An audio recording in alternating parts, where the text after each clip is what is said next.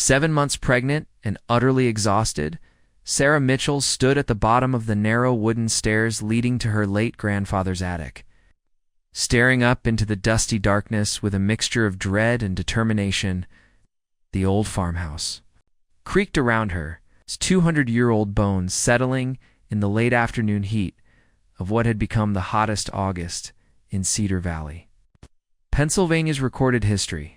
At 29, Sarah had never imagined she'd be back in this house, the same house where she'd spent countless childhood summers chasing fireflies through the cornfields and learning to milk cows before dawn. But life had a cruel way of bringing you full circle, especially when that circle felt more like a noose, tightening around everything you held dear. The irony wasn't lost on her that she, Dr. Sarah Mitchell, who had spent the last 6 years building a successful veterinary practice in Philadelphia, was now reduced to cleaning out an attic while 7 months pregnant and facing financial ruin.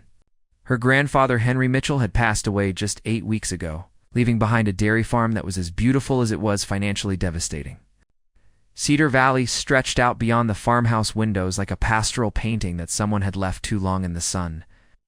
Rolling hills covered in corn and soybeans gave way to patches of old-growth forest that had somehow survived 2 centuries of farming. The Susquehanna River wound through the valley like a silver ribbon, and on clear days you could see the Blue Ridge Mountains rising in the distance like ancient sentinels, watching over the small community of 847 souls who called this place home. But beauty didn't pay property taxes. Beauty didn't fix a collapsing dairy barn or replace a heating system that was older than Ronald Reagan's presidency. Beauty certainly didn't cover the $47,000 in back taxes and penalties that had accumulated. During her grandfather's final illness, when his pride had prevented him from asking for help and his failing mind had forgotten to pay bills that had never been late in 60 years of farming, Sarah placed one hand on her swollen belly, feeling her daughter yes.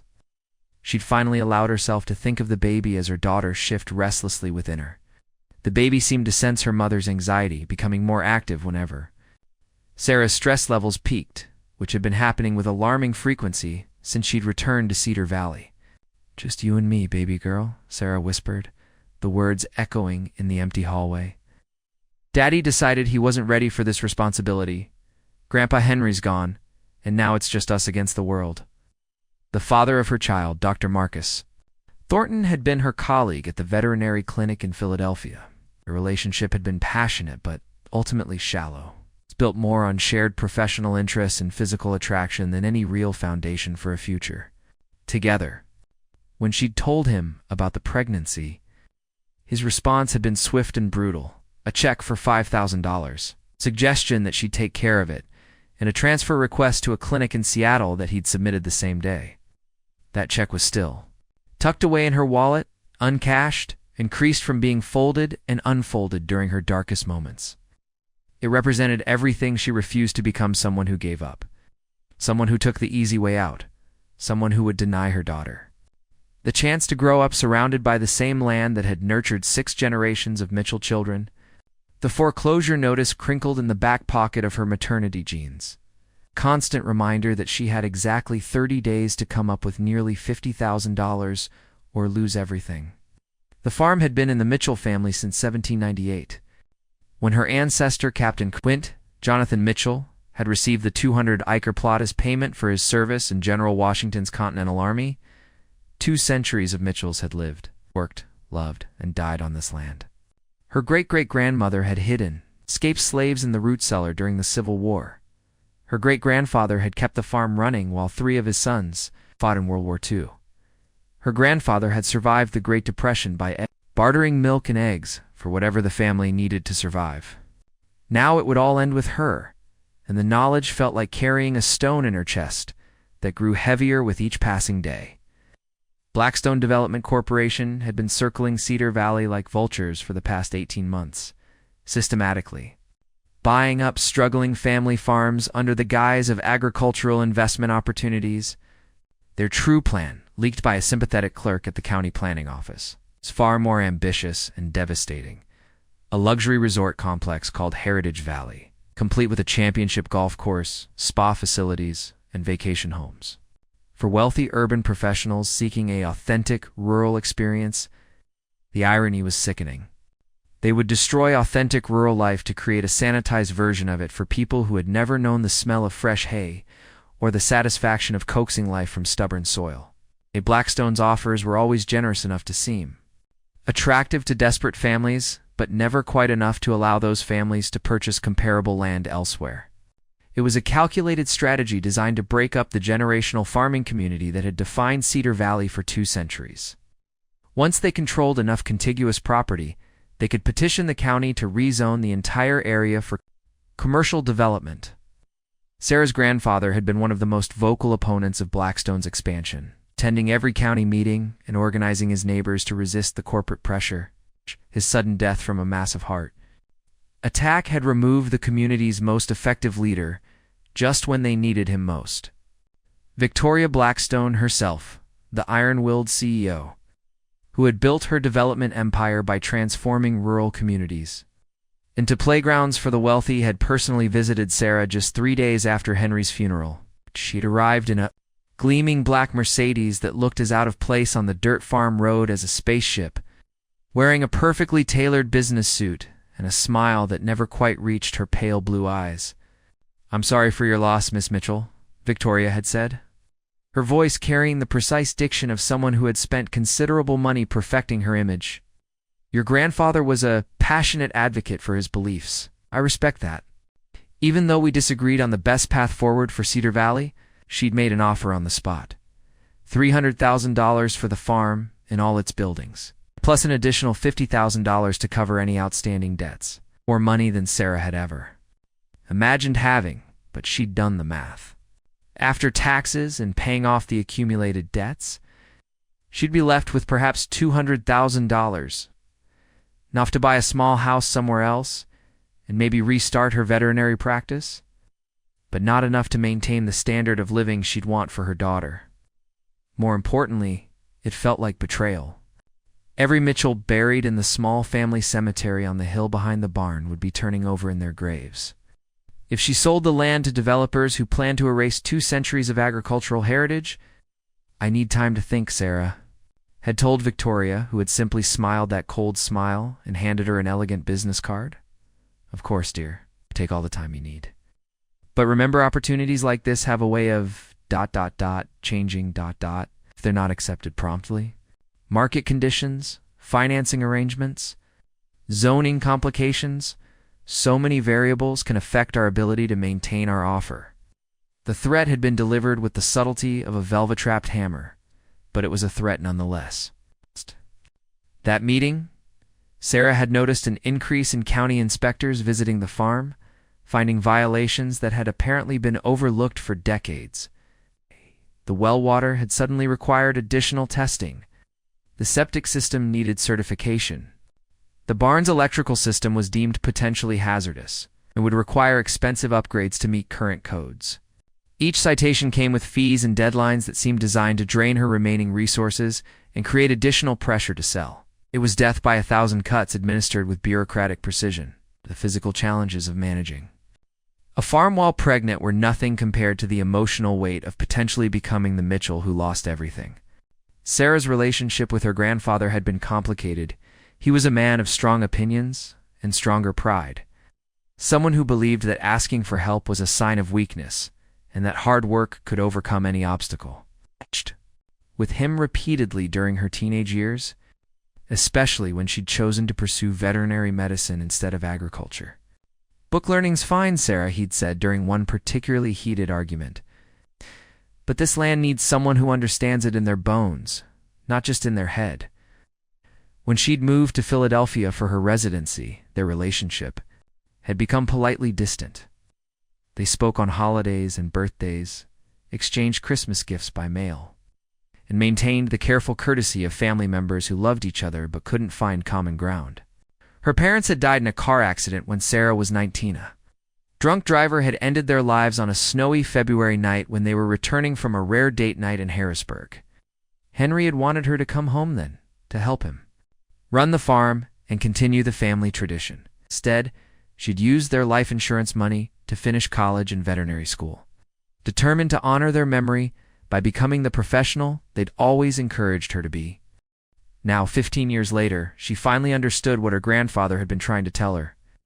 The land wasn't just property. It was identity, legacy, continuity.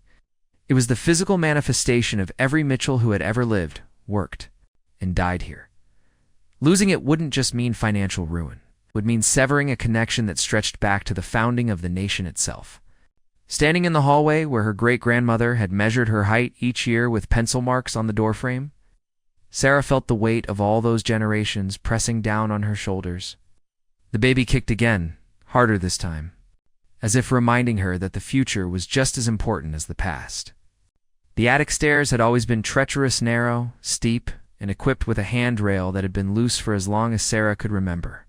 Climbing them while 7 months pregnant felt like attempting Mount Everest in hiking boots.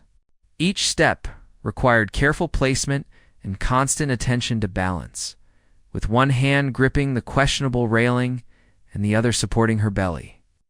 Halfway up, she paused to catch her breath, listening to the familiar sounds of the old house settling around her.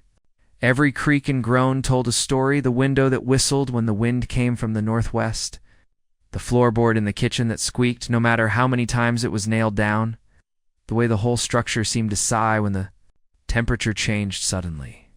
These were the sounds of home, and the thought that they might soon be silenced forever by bulldozers and construction crews made her chest tighten with grief. The attic door at the top of the stairs was original. To the house-thick pine boards held together with hand-forged hinges that had been oiled religiously for 2 centuries. It opened with the same soft groan it had made during her childhood explorations, releasing the familiar scent of aged wood, mothballs, and the indefinable smell of time itself. Weak afternoon sunlight filtered through 2 small windows, casting long shadows across a landscape of accumulated memories. Boxes and trunks were arranged with the methodical precision that had characterized everything about Henry Mitchell's life. Each container was labeled in his careful handwriting, organized by decade and purpose. Christmas decorations, 1960 to 1980. Sarah's school papers, 1995 to 2005. Farm records, 1970 to 1990. The sight of her own childhood preserved in cardboard boxes brought unexpected tears to her eyes. Somewhere in those containers were report cards and art projects, birthday party photographs and school play programs, all the ephemera of a childhood spent believing that this place would always be here, always be home, always be safe. A large steamer trunk dominated the center of the attic space, its brass fittings tarnished with age but still solid. Sarah remembered that trunk from her childhood. Her grandfather had sometimes retrieved old photographs from it during family gatherings, sharing stories about relatives who existed only in sepia-toned memories. Near the eastern window, a collection of wooden crates contained what appeared to be farm equipment from an earlier era, hand tools whose purposes she could only guess at. Leather harnesses for horses that had been gone for 50 years, and implements that spoke to a time when farming required more muscle than machinery. Sarah had been working for nearly an hour, carefully sorting through boxes and trying to decide what could be donated, what should be preserved, and what was simply too deteriorated to save. The baby had grown quiet, apparently soothed by her mother's gentle movements and the rhythmic sound of tissue paper being folded and unfolded. She was reaching for a box labeled Henry's Military Service when her foot caught on what felt like an uneven floorboard. Looking down, she noticed that one section of the wide pine planking seemed slightly raised compared to its neighbors. The wood appeared older than the surrounding boards, darker and more weathered, as if it had been exposed to different conditions. Kneeling awkwardly beside the suspicious board, Sarah ran her fingers along its edges. The wood was definitely loose. She could feel it shift slightly under pressure. But this wasn't the random loosening of age. The board had been deliberately cut and fitted to be removable, though whoever had done the work had taken considerable care to make it blend with the surrounding floor. Using a putty knife she'd found among her grandfather's painting supplies, Sarah carefully pried up one edge of the board. It lifted easily, revealing that it had been designed to be removed without tools, a hidden access panel that had been waiting decades for someone to discover its secret. Beneath the false floorboard lay a cavity that had been carefully carved into the underlying structural beam. The space was perhaps 2 feet long, 8 inches wide, and 4 inches deep, just large enough to conceal something valuable enough to hide, but small enough to escape casual detection. Inside the cavity, wrapped in oiled cloth that had preserved it against moisture and time, was a leather portfolio secured with a faded silk ribbon. The leather was old, but had been well maintained, its surface rich with the patina that came only from age and careful handling. It's embossed on the cover in faded gold lettering were the initials J.M., Jonathan Mitchell. Dora's heart began racing as she carefully lifted the portfolio from its hiding place. The leather was supple despite its obvious age, suggesting that someone, probably her grandfather, had been maintaining it over the years. The thought that Henry had known about this hiding place, had been protecting whatever lay inside, made her feel closer to him than she had since his death. With trembling fingers, Sarah untied the silk ribbon and opened the portfolio. Inside, protected by additional layers of oiled cloth, lay several items that would change everything she thought she knew about her family's history. The first item was a hand-drawn map on heavy parchment that had yellowed with age but remained remarkably clear and detailed. The map showed Cedar Valley as it must have appeared in the late 1700s, before modern roads. Before the town center, before any of the landmarks Sarah recognized from her lifetime. The level of detail was extraordinary. Property boundaries were marked with survey precision. Rivers and streams were noted with their flow directions. And topographical features were rendered with the skill of a professional cartographer. Various symbols dotted the landscape. Some looked like buildings, others like natural landmarks, and still others were unfamiliar geometric patterns that might have meant anything. But what made Sarah's pulse quicken was the notation in the bottom right corner. Written in faded brown ink that might once have been black, for the preservation of honor and the security of the Republic, Captain Jonathan Mitchell, Continental Army. 1799, the map was signed and dated by her revolutionary, or her ancestor, the man who had established the Mitchell family in Cedar Valley over 2 centuries ago. But why would a retired Army captain create such a detailed map of his own property? And why would it need to be hidden beneath floorboards for more than 200 years? The second item in the portfolio was even more intriguing. A letter written on the same heavy parchment as the map, the same careful script, addressed simply, "To my beloved descendants." The ink had faded to a warm brown, but the words were still clearly legible. "To those who come after me, if you are reading this, then the time of crisis has come, and the survival of our family's honor depends upon the courage and wisdom of those who carry the Mitchell name into the future. What I conceal here was entrusted to me by General Washington himself in the final days of our struggle for independence. It is not treasure in the common sense, though its value exceeds any mere fortune. It is, rather, the means by which the Republic protects those who gave everything to ensure its birth. The Crown's soldiers, in their final retreat from these lands, sought to deny the Continental Army the resources we had captured in our victory. They buried much of what they could not carry, intending to return for it when their fortunes changed. But fortune favored liberty, and what they hid became the foundation upon which men like myself could build new lives in a free nation. I have not sought this treasure for personal gain, though God knows the hardships of frontier life would be eased by such wealth. Instead, I have spent my years ensuring that it remains safe, hidden where only those who truly understand the cost of freedom might find it. The map I leave with this letter shows not just the location of what the British hid, but the path by which it may be safely recovered. Follow the eagle's flight when the sun sets over Mitchell's Ridge, where the 3 oaks stand sentinel, and the stones remember ancient battles. There you will find what was lost and what was hidden.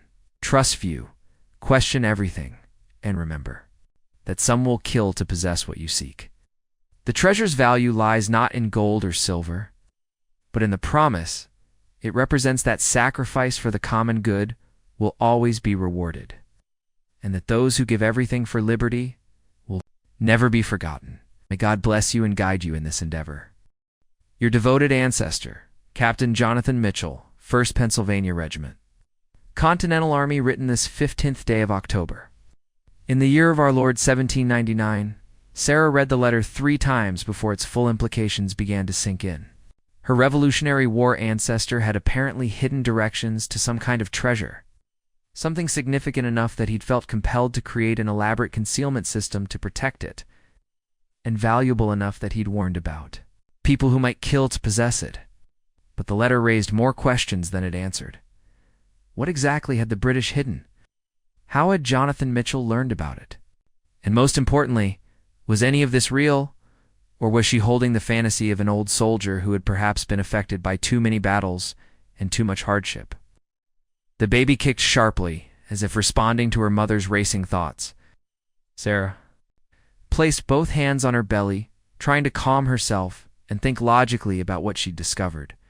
Even if the treasure was real, even if it was still hidden somewhere on the property after more than 200 years, what were the chances that she, 7 months pregnant, financially desperate, completely inexperienced in treasure hunting, succeed where presumably generations of her ancestors had failed? But then again, what if her grandfather had actually found something? What if his evening walks around the property boundaries hadn't been mere exercise or nostalgia, but a systematic search based on knowledge passed down through the family? What if his fierce resistance to selling the farm hadn't been simple stubbornness, but the determination of a man who knew the land held secrets worth preserving? The rational part of Sarah's mind, the part trained in scientific thinking and evidence-based decision-making, wanted to dismiss the whole thing as historical fantasy. Revolutionary War treasure buried in central Pennsylvania, hidden maps and cryptic clues? It sounded like something from a children's adventure novel, not real life. But another part of her, it's a part that had grown up hearing family stories about Jonathan Mitchell's heroism and Henry Mitchell's unwavering devotion to the land, whispered that maybe, just maybe, there was truth in the old stories. Maybe her grandfather's refusal to sell hadn't been mere sentimentality. Maybe there really was something hidden on the property that could change everything. Outside, the sun was beginning to set behind Mitchell's Ridge, the hill that had carried her family's name for over 2 centuries. Golden light streamed through the attic windows, illuminating the map in her hands and casting long shadows across the floor where she'd found the hidden portfolio. Follow the eagle's flight when the sun sets over Mitchell's Ridge, she read. Aloud, her voice barely above a whisper, as if responding to some ancient cue. Sarah looked up through the western window and saw exactly what her ancestor must have seen more than 200 years ago. The setting sun created a direct line of golden light that stretched from Mitchell's Ridge across the valley to the eastern hills, pointing like an arrow toward a cluster of large oak trees that had stood on the property for as long as anyone could remember. 3 oak trees growing so close together that their branches intertwined like the fingers of clasped hands. Trees that were old enough to have been saplings when Jonathan Mitchell first walked this land. Trees that stood in exactly the direction the letter suggested she should look. Where the 3 oaks stand sentinel, Sarah whispered, her heart beginning to race again. The coincidence was too perfect to ignore. Either Jonathan Mitchell had been an incredibly skilled storyteller who had crafted his clues to match permanent landmarks that would endure for centuries, or he had actually hidden something near those trees and left genuine directions for finding it. Sarah carefully refolded the letter and rolled up the map, her decision crystallizing as the last rays of sunlight faded behind the ridge. Tomorrow morning, she would begin following her ancestors' cryptic directions, not because she truly believed in buried treasure, but because the alternative, giving up and selling to Blackstone, felt like betraying everyone who had fought to keep this land in the family. Besides, what did she have to lose? Her grandfather's medical bills had already consumed her savings. The farm was headed for foreclosure whether she spent her remaining time treasure hunting or not. At least this way, she'd be doing something active instead of simply waiting for the inevitable. And if against all rational expectation there really was something hidden near those oak trees, if Jonathan Mitchell's treasure was real and still recoverable, then maybe she could save the farm and secure her daughter's future without compromising the family's legacy. As she made her way carefully down the treacherous attic stairs, clutching the portfolio against her chest, Sarah felt something she hadn't experienced since learning about her grandfather's debts. Hope. It was probably foolish hope built on Nothing more substantial than an old letter and her own desperate need to believe that solutions existed for impossible problems. But for the first time in weeks, she had a plan that didn't involve surrender. The race to save Mitchell's farmland, perhaps discover a treasure that had been waiting for over 2 centuries, was about to begin.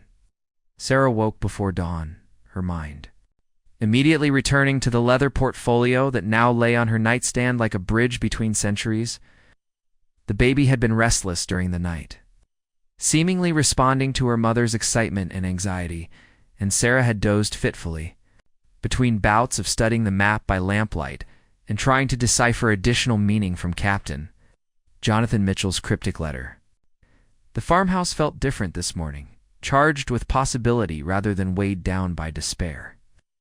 For the first time since returning to Cedar Valley, Sarah felt like she was moving toward something instead of simply trying to prevent the inevitable. The foreclosure notice still crinkled in her jacket pocket. The bills still sat unpaid on the kitchen table, and Blackstone Development still circled like predators. But now there was another variable in the equation. Stepping onto the front porch with her morning tea, Sarah watched the sun rise over the eastern hills and tried to see the landscape through her ancestors' eyes. In 1799, this valley would have been wilder, more dangerous, but also more promising. Jonathan Mitchell had been part of the generation that transformed a colonial rebellion into a functioning republic. Men who understood that freedom required constant vigilance and sometimes enormous sacrifice. The 3 oak trees stood clearly visible across the meadow, their massive trunks silvered with morning dew and their branches reaching toward the sky like ancient arms raised in benediction. They were old as to centuries, possibly older, and their positioning seemed almost deliberately arranged to create a natural landmark that would endure long after human memory faded.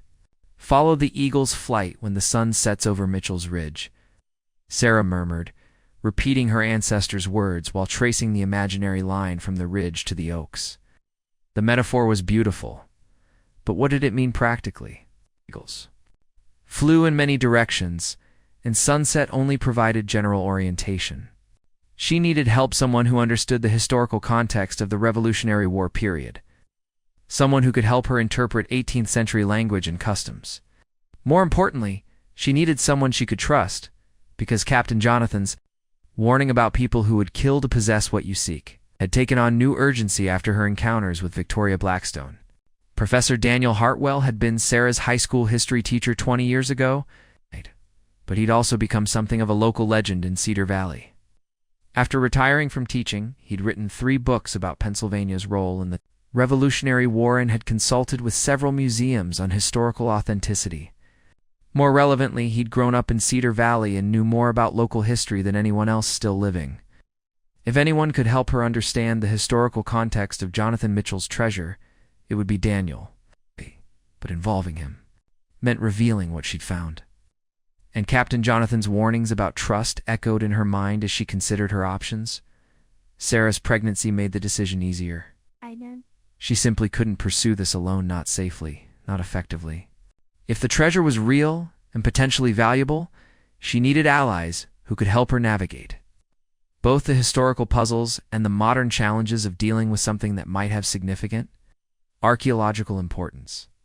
Daniel lived in a restored 1840s farmhouse about 3 miles down the valley, close enough to the town center to receive municipal services, but far enough out to maintain the rural character that had drawn him back to Cedar Valley after 30 years of teaching. In suburban Philadelphia, his property showed the careful attention of someone who understood historical preservation. Original stone walls maintained with period-appropriate mortar, gardens planted with heritage varieties, and outbuildings restored using traditional techniques. When Sarah arrived at 9 o'clock that morning, she found Daniel in his workshop, carefully cleaning a Civil War-era musket that he'd been restoring for the County Historical Society.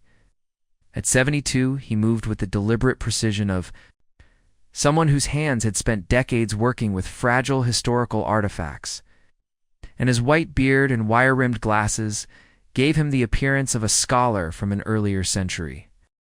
"Sarah Mitchell," he said with genuine pleasure, setting down his cleaning rod and turning to greet her. "I heard you were back in town, though I was sorry to learn about the circumstances. Your grandfather was a good man, even if he could be stubborn as a mule when he'd made up his mind about something." Daniel's workshop was a historian's paradise, shelves lined with books about local history, display cases containing artifacts from various periods, and walls covered with maps showing Cedar Valley's development over time. Sarah noticed immediately that several of the maps focused on the Revolutionary War period, showing troop movements and battle sites throughout central Pennsylvania. "Professor Hartwell," Sarah began, then stopped, suddenly uncertain how to proceed. The story she was about to tell sounded fantastic even to her, and she had the physical evidence sitting in her car. "Call me Daniel," he said gently, noting her hesitation. "And whatever's brought you here, I can see it's important. You have that same expression your grandfather got when he was wrestling with something significant." Sarah took a deep breath and made her decision. "I found something in Grandpa's attic yesterday, something that might change everything about the farm's situation, but I need someone with your expertise to help me understand what it means." She retrieved the portfolio from her car and spread the map across Daniel's work table, watching his expression change from polite interest to intense focus as he recognized what he was seeing. Daniel examined the map with the careful attention of a scholar who had spent decades evaluating historical documents for authenticity.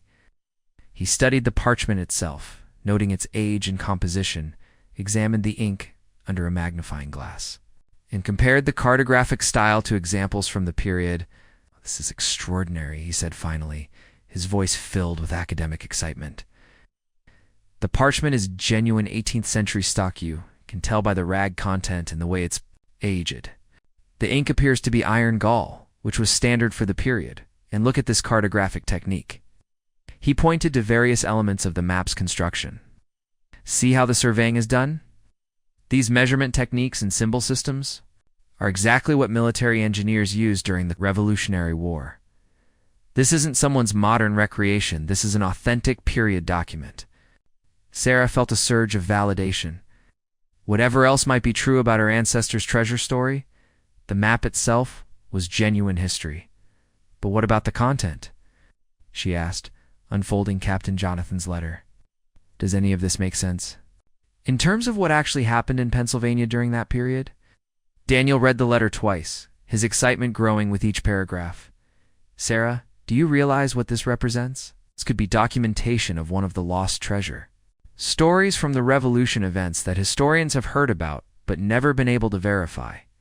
He moved to his bookshelf and retrieved a thick volume titled "Hidden Wealth of the Revolution: Documented Cases of Buried Treasure from the War of Independence." There are dozens of documented cases of both Continental and British forces burying valuable supplies when they couldn't transport them safely, Daniel explained, flipping through pages marked with decades of research notes.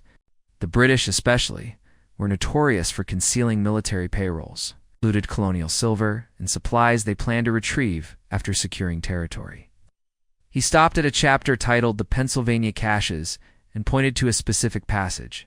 "Look at this, there's a documented case from 1778 where British forces retreating through central Pennsylvania were known to have buried a military payroll worth approximately £50,000 sterling. In today's money, that would be worth several $1 million. Sarah's heart began racing. "And they never recovered it?" "The unit that buried it was decimated in a battle near Lancaster 2 weeks later. The commanding officer died, most of the men were killed or captured, and the exact location was lost. Military historians have been trying to locate it for over 2 centuries. Daniel returned to the map, studying it with new intensity. "If your ancestors somehow learned the location perhaps from a captured British soldier, or through intelligence networks that were common during the war, this could be legitimate directions to one of the most significant lost treasures in American history." "Let's work through this systematically," Daniel said, spreading both the map and the letter across his work table alongside modern topographic surveys of Cedar Valley. Captain Jonathan mentions, "Follow the eagle's flight when the sun sets over Mitchell's Ridge." In 18th century surveying, in military terminology, Eagle's flight typically meant a straight line, the most direct path between 2 points. He drew a ruler across the modern map, creating a line from Mitchell's Ridge to the 3 oak trees. If we follow this bearing at sunset, we're looking at a direction of approximately 278 degrees west-northwest. That would take us directly to the oak grove.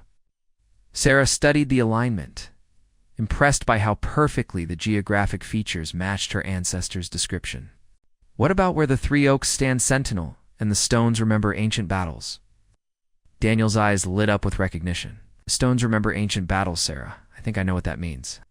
Have you ever noticed the stone formations near those oak trees? She shook her head, feeling embarrassed by her lack of attention to her own property's details. There's a circle of large stones about 50 yards northeast of the oak grove, Daniel explained. Local Native American tribes used that site for centuries before European settlement. It was considered neutral ground where different tribes could meet safely. When tensions arose between settlers and native populations, several important treaty negotiations took place there. He pulled out a folder of historical photographs and found an image from the 1920s showing the stone circle. During the Revolutionary War, that site was still being used for diplomatic meetings between continental forces and local tribes. Jonathan Mitchell, as a military officer, would have known about its significance. The pieces were starting to fit together in ways that made Sarah's pulse quicken. Her ancestor wasn't just providing treasure directions, he was referencing specific, verifiable historical landmarks that still existed on the property. But how do we interpret where the stones remember ancient battles? Sarah asked. He talking about the stone circle itself, or something related to it? Daniel studied the letter again, focusing on the precise language Captain Jonathan had used. Military men of that era were trained to be extremely precise in their written communications. Every word was chosen deliberately. He says where the stones remember, not where the stones stood or where the stones marked. Memory implies something hidden, something preserved. He looked up at Sarah with growing excitement. I think he's telling us that something is buried or concealed within the stone circle itself or in close proximity to it. The stones remember because they marked the location where the treasure was hidden. Armed with Daniel's historical insights and a better understanding of the clues, Sarah felt ready to begin the actual search. Daniel insisted on accompanying her, both for safety reasons and because of his genuine fascination with the historical implications of their discovery. If this leads to a significant archaeological find, he explained, as they gathered equipment for their first expedition, we'll need to document everything carefully. The historical value might be even greater than any monetary treasure. They assembled supplies with the methodical preparation of people who understood they might be making a discovery that would change local history.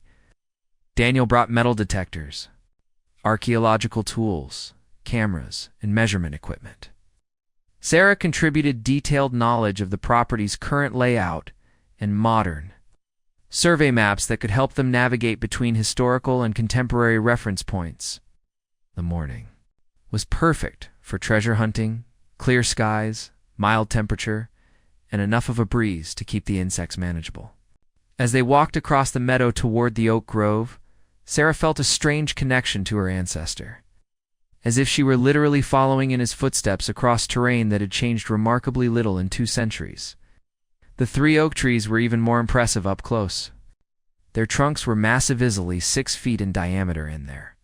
Intertwined branches created a natural canopy that filtered the sunlight into constantly shifting patterns. Standing beneath them, Sarah could understand why Jonathan Mitchell had chosen them as a landmark. They projected permanence and dignity, the kind of natural monuments that would endure for centuries. The stone circle should be about 50 yards in that direction, Daniel said, consulting his compass and pointing northeast. These trees were probably saplings when your ancestor hid whatever we're looking for, but the stones would have been ancient even then. They found the circle exactly where Daniel had predicted 7 large fieldstones arranged in a perfect circle approximately 20 feet in diameter. The stones were clearly not naturally occurring in that formation. They had been deliberately placed by human hands, possibly centuries before European settlement. Each stone was roughly the size of a small desk, too heavy to be moved easily but positioned with obvious intention. "This is definitely a Native American ceremonial site," Daniel confirmed, walking slowly around the perimeter and examining each stone. "Look at these markings. Some of these symbols are consistent with pre-Columbian petroglyphs found throughout this region." Sarah activated the metal detector Daniel had brought and began systematically sweeping the area inside the stone circle. The device remained largely silent as she worked, detecting only occasional small pieces of modern metal. Probably farm equipment or wire that had accumulated over decades of agricultural use. But when she moved to the northeast section of the circle, directly in line with the bearing from Mitchell's ridge through the oak trees, the metal detector began emitting a strong, consistent signal. "Daniel," Sarah called excitedly, "I'm getting a strong hit right here." He joined her at the location, and they carefully marked the spot where the signal was strongest. Using archaeological techniques, they began excavating slowly and methodically, removing soil in thin layers and documenting their progress with photographs. Stone. Brushing away soil carefully revealed the edge of what appeared to be a metal container, not iron or tin, which would have rusted away long ago, but something that had resisted corrosion for over 2 centuries. "Brass," Daniel breathed, recognizing the distinctive greenish patina, military-grade brass that was designed to last. Working together, they carefully exposed what proved to be a brass strongbox, approximately 1 foot square and 6 inches deep. The container was heavy, much heavier than its size would suggest, and securely latched with a mechanism that had survived burial remarkably well. Sarah's hands trembled as she lifted the box from its earthen resting place. After more than 200 years, she was the first person to touch something that her ancestor had hidden, something valuable enough to warrant such elaborate concealment. The latch opened easily, as if it had been designed to remain functional despite centuries of burial. Inside, wrapped in oiled leather that had preserved them against moisture and decay, lay several items that took Sarah's breath away. The first was a collection of silver coins, not just a few, but dozens of them, each one bearing the distinctive markings of colonial-era minting. Daniel examined them with a jeweler's loupe, his excitement growing with each piece. "Sarah, these are Continental currency coins from 1776 and 1777, he said, his voice filled with awe. "Some of these are extremely rare. Collectors would pay thousands of dollars for individual pieces in this condition. But the coins, valuable as they were, paled in comparison to the second item in the box, a rolled parchment document, sealed with red wax and marked with an official-looking seal that neither Sarah nor Daniel immediately recognized. "Should we open it?" Sarah asked, holding the document carefully. Daniel nodded, his historian's instincts overriding any caution. "Whatever it is, it was important enough for your ancestor to bury it alongside valuable coins." "Same cash." Sarah carefully broke the wax seal, still intact after 2 centuries, and unrolled the parchment. The document was written in elegant script, with official letterhead that made both of them gasp in recognition. The parchment bore the official seal of General George Washington and was dated September 15, 1779. It was a military commission, written in the formal language of 18th century military correspondence, to Captain Jonathan Mitchell, 1st Pennsylvania Regiment, Continental Army, in recognition of your exemplary service to the cause of American independence, and in acknowledgement of your specific contributions to intelligence operations that have proven vital to our ultimate victory, you are hereby granted full authority to secure and preserve any enemy assets recovered through military action in the Pennsylvania theater. Should circumstances require the concealment of such assets for the security of the Republic, you are authorized to take whatever measures you deem necessary to prevent their recovery by enemy forces. Such materials shall remain under your custodianship until such time as the Continental Congress can properly adjudicate their disposition. This commission grants you full legal authority to act as agent of the Continental Army in all matters relating to recovered enemy assets within the boundaries of your assigned territory, by order of His Excellency General George Washington, Commander-in-Chief. Continental Army. Sarah and Daniel stared at the document in stunned silence. What they were holding wasn't just a historical artifact, it was legal authorization from George Washington himself for Jonathan Mitchell to hide and protect enemy assets recovered during the Revolutionary War. "This changes everything," Daniel said slowly. "Your ancestor wasn't just a soldier who stumbled across hidden treasure. It was officially commissioned by Washington to secure and preserve it. This document gives legal legitimacy to whatever else he concealed." Sarah's mind raced with the implications. If Jonathan Mitchell had been authorized by the Continental Army to hide enemy assets, and if he'd left directions for recovering them, then whatever else they might find wasn't technically treasure hunting.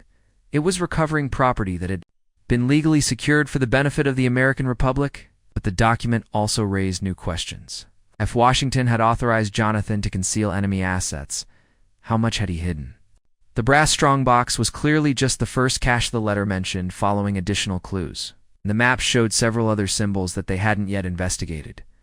More importantly, if the treasure was significant enough to warrant official authorization from the Continental Army's commanding general, then Victoria Blackstone and her development company weren't the only ones who might be interested in claiming it. As if summoned by Sarah's growing anxiety, her cell phone rang with a number she unfortunately recognized at Victoria Blackstone's personal line.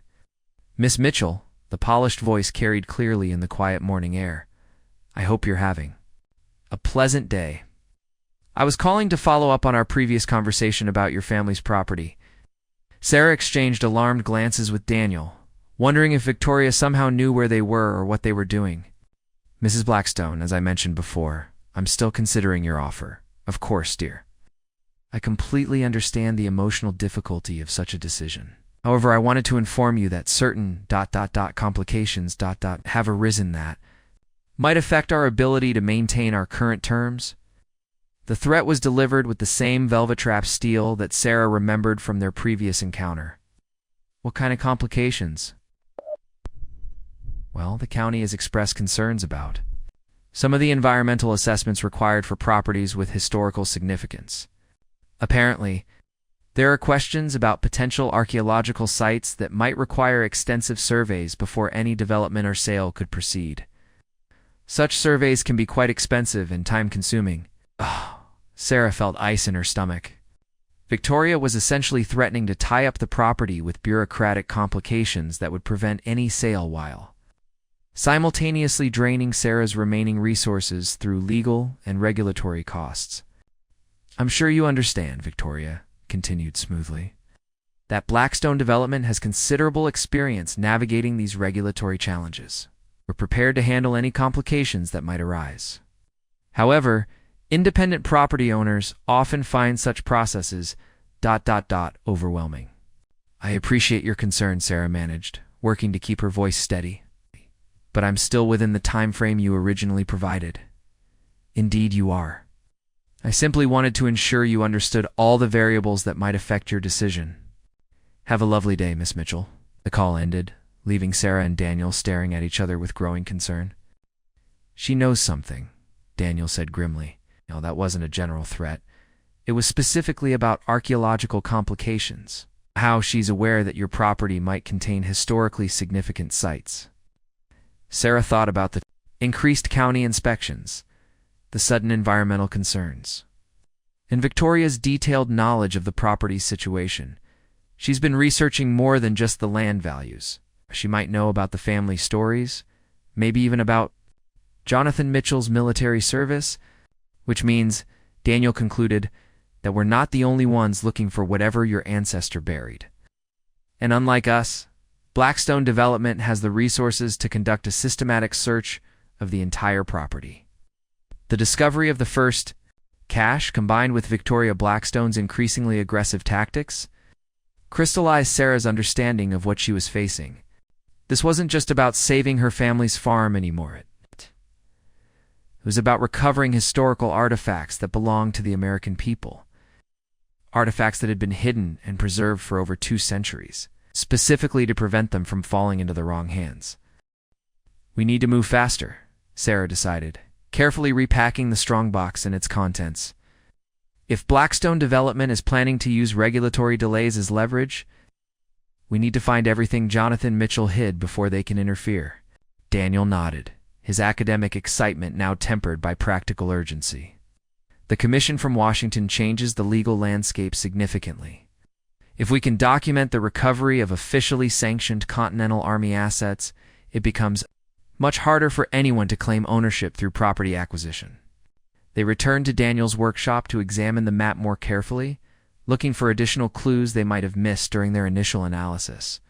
The brass strongbox and its contents provided validation that Jonathan Mitchell's directions were legitimate, but they also suggested that the treasure was much more significant than either of them had initially imagined. "Look at these other symbols," Daniel said, pointing to markings scattered across the map.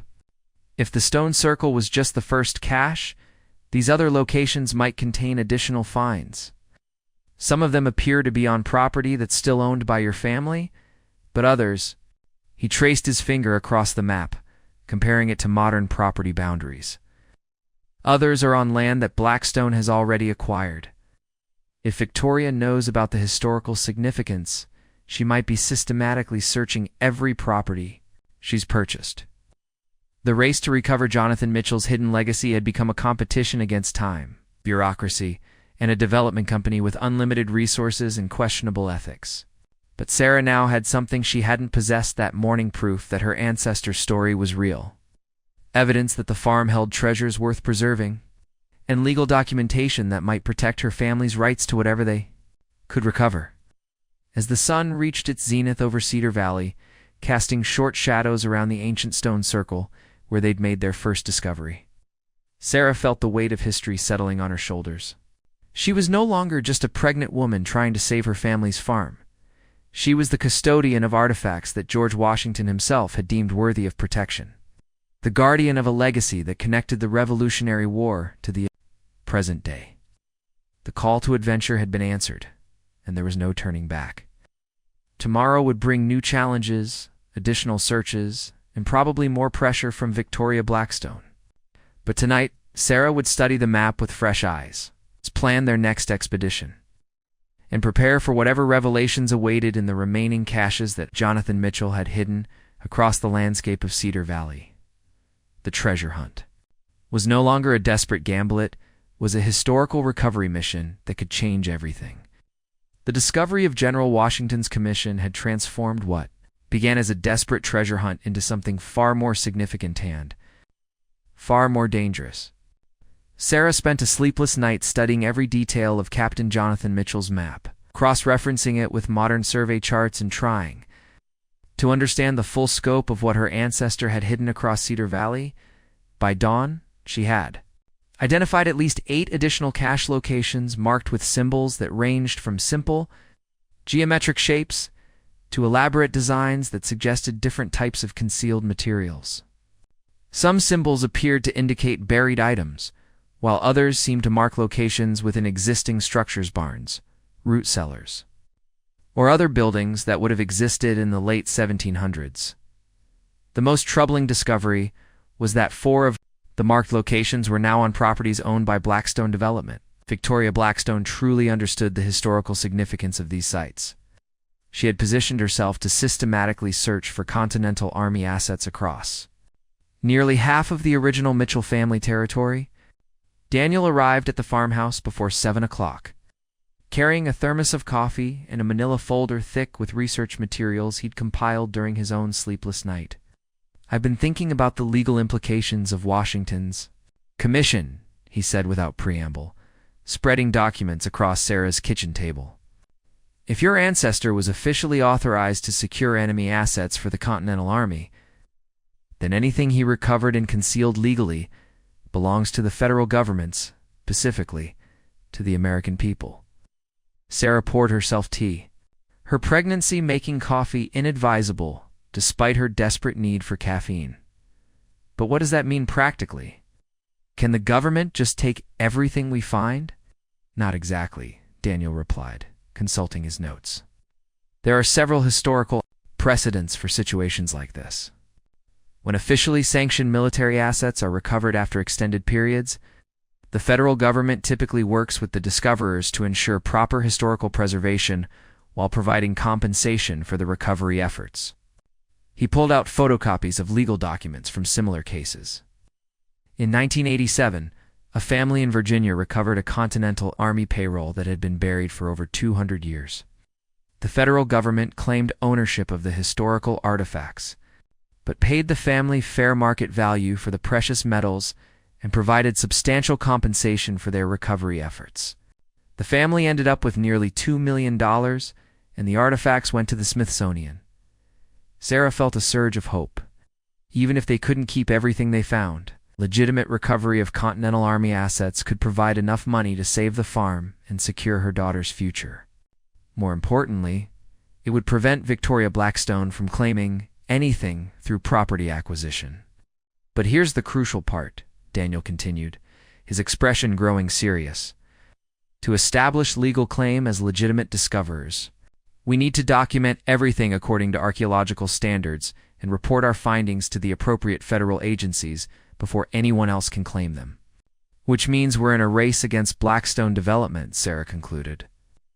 If they find the caches first and report them, they could claim discoverer status even though they don't own the historical rights.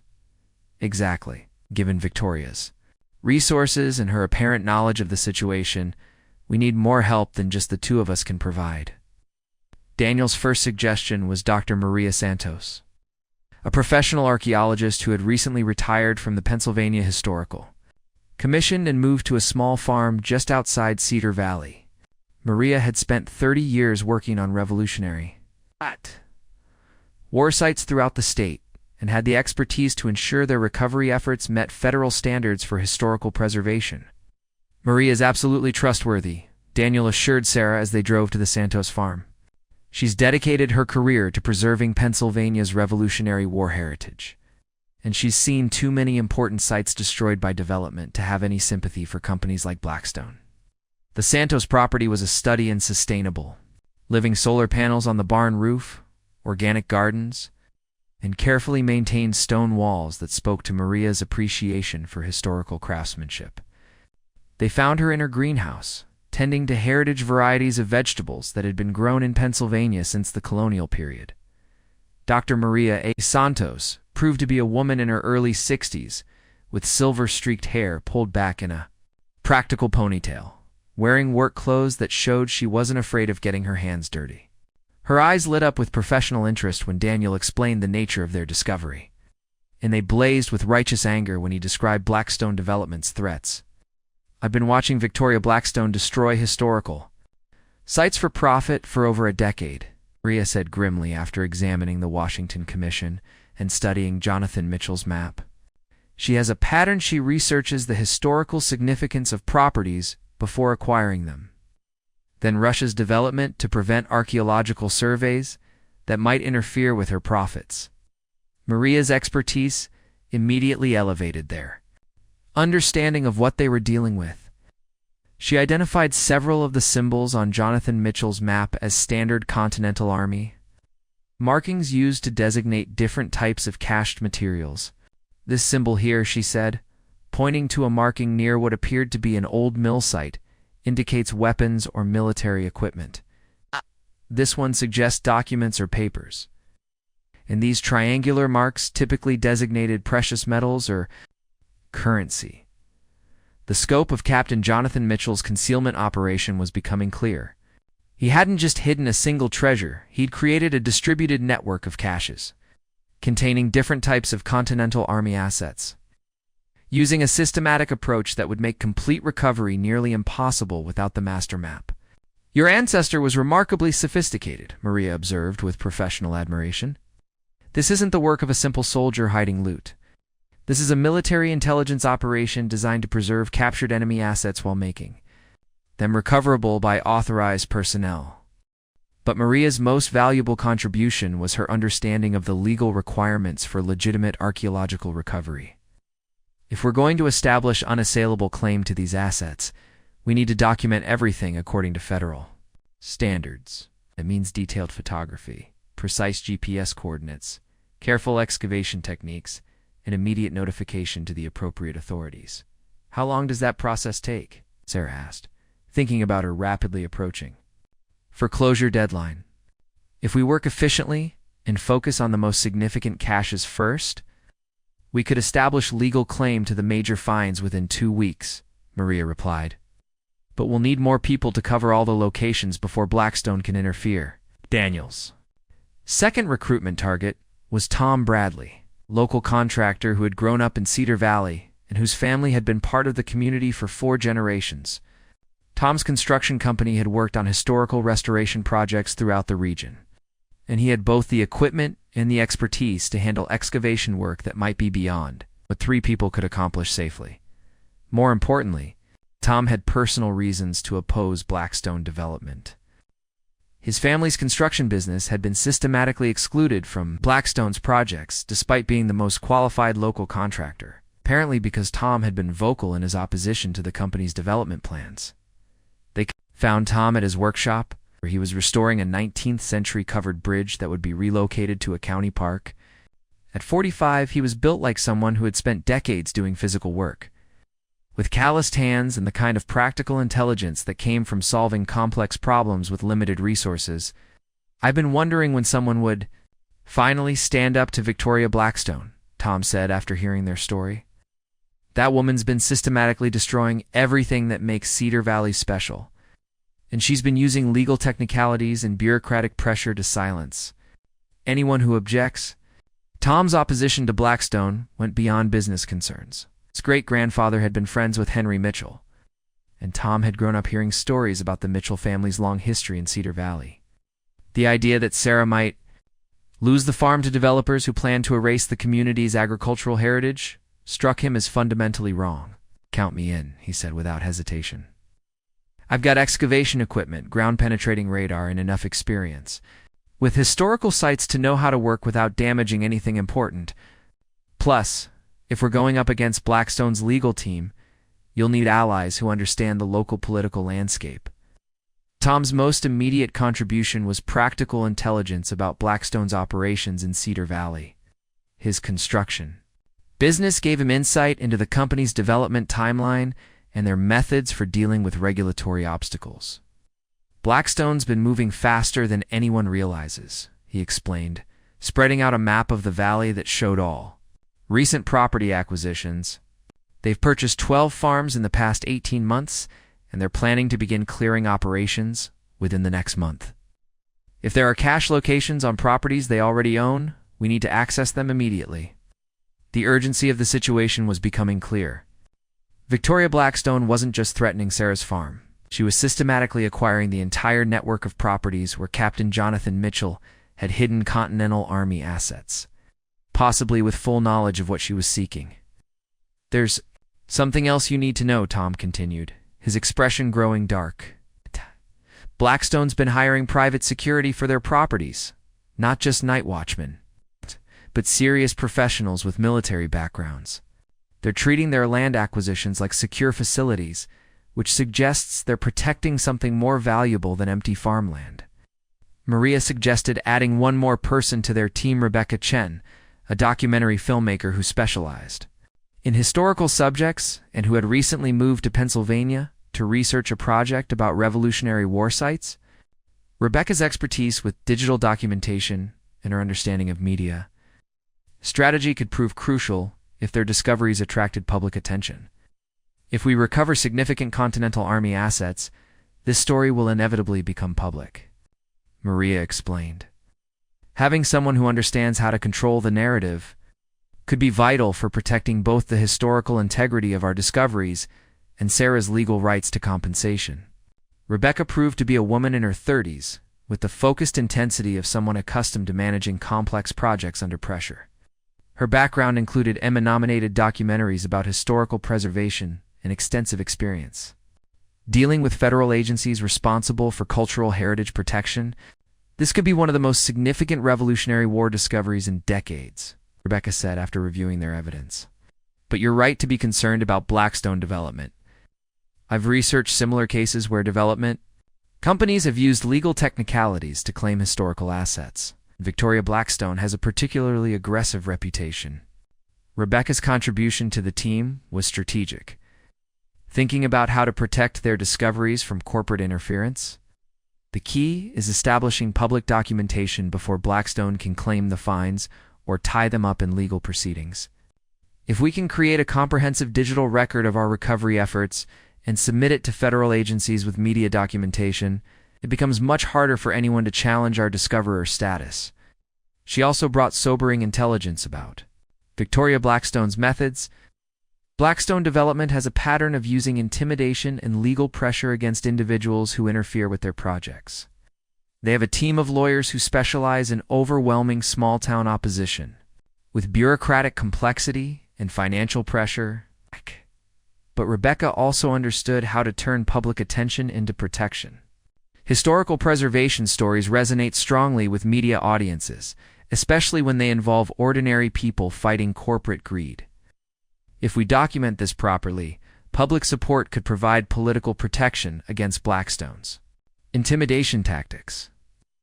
With their team assembled, they spent the afternoon developing a comprehensive strategy for recovering the remaining Continental Army caches while protecting themselves from Blackstone's interference. Maria's archaeological expertise, Tom's local knowledge and equipment, Rebecca's documentation skills, and Daniel's historical research created a formidable combination of resources. We need to prioritize locations based on 3 factors. Maria explained, studying Jonathan Mitchell's map alongside modern property surveys. Historical significance, accessibility, and vulnerability to Blackstone interference. They identified 5 cache locations that were still on Sarah's property and could be excavated immediately without legal complications. 3 additional sites were on neighboring farms owned by families who had been resisting Blackstone's acquisition. Attempts and might be willing to cooperate with legitimate archaeological recovery. The most challenging targets were for locations on properties already owned by Blackstone Development.